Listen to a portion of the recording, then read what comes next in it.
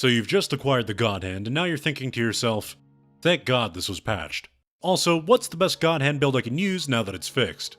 Hi, I'm Zanny and I'm a Dauntless partner. Today I'll be going over 2 of the best builds for the Godhand and how to use them effectively. Let's get to it.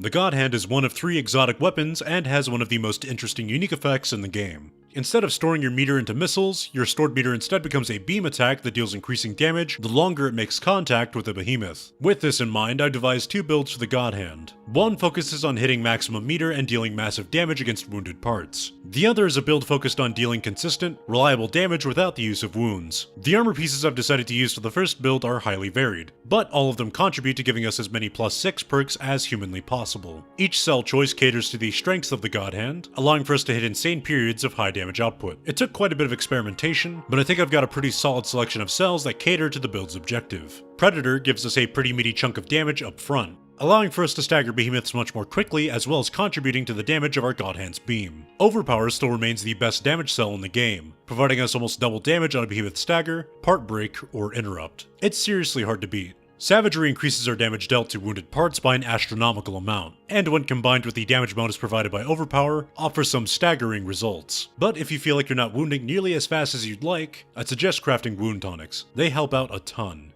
Energized isn't something I usually recommend taking in most builds, primarily because it's not nearly as impactful in other situations. In this case though, the Godhand makes great use of Energized, as you'll be constantly using your beam attacks during big openings like a Behemoth Stagger, Behemoth Enrage, and so on. And lastly, Etheric Attunement increases our lantern generation from our attacks, and also reduces the tap cooldown in our lantern. You'll be generating large amounts of lantern charge whenever you're using your beam attack, so be prepared to spam your lantern's hold ability pretty frequently. Overall, this build proved to be a fun alternative to the gameplay I'd gotten used to while running a traditional meta build, letting me live out my fantasy instead of being a dummy Thicc wizard. The second build is dramatically different in terms of what armor pieces I've decided to use, and uses a different cell setup to provide us with a more consistent platform for dealing damage. With this second build, we replace Savagery and Energized with Cunning and Rage Hunter. While Savagery is a larger damage bonus, it also relies on you constantly hitting the same wounded part, which can sometimes be impractical on certain fights that require you to reposition to not get wrecked. Rage Hunter activates on a Behemoth Enrage and doesn't require you to target or hit a specific part, making it a much more consistent choice in my opinion overall. Cunning was recently nerfed, but still shines in situations where you're dealing heavily increased damage.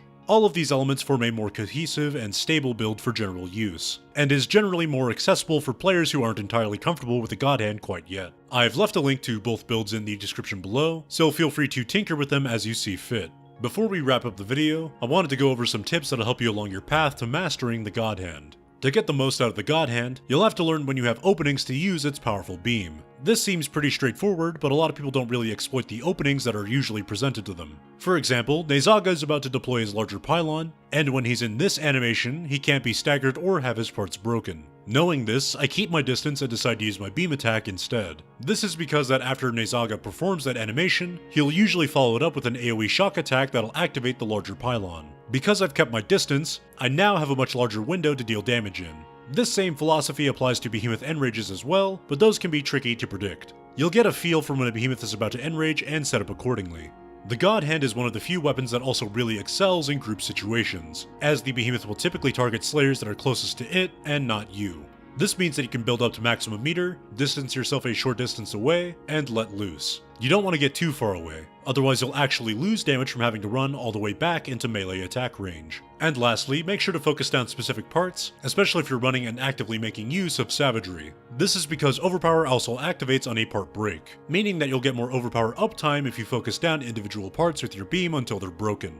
And that's gonna wrap it up. The Godhand was a menace these past few weeks in public hunts, and it's nice to see it finally return to its original state. It isn't the best weapon in the game, but it's definitely a strong and fun choice if you're looking for something different. If you enjoyed the video, feel free to like and subscribe for more of my content, and follow me on Twitter to keep up to date with my shenanigans. I'd also recommend checking out my dummy Thicc boys RevvyRad and OhDough. They have the skills and knowledge to make you dummy thick, dummy quick. Otherwise, I hope you have a great day. Take care, and have a good one.